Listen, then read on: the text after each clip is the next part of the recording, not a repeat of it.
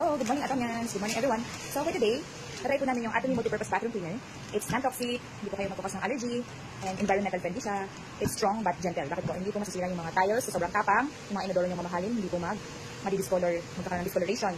So, try nyo na po ang Atomy Multipurpose Bathroom Cleaner. So, let's check kung maganda ba ito kasi ganda ng Angel. Okay. Yan, hello, Atonyans. So, yan nga po, nakikita nyo, may mga namumuti-muti po sa salamin. So, try po natin yan. Open natin ang ating multipurpose cleaner. Then, lapit nyo pa.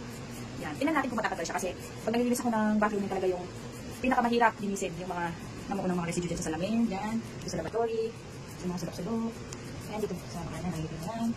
So let's see kung mamaya, kung maganda ba talaga siya, kung maganda siya makalinis.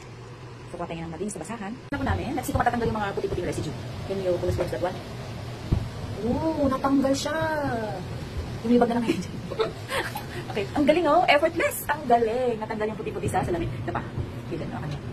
Ang galing. Thank you, Atomy. Pinadali mo ang pagiging housewife ko, ha. Ito pa. And yan sa ilalim, hindi natin na-sprayhan yan. Kaya may puti-puti. Let's try. Sprayan natin yung inalim. Pero ito muna sa sink, Jen.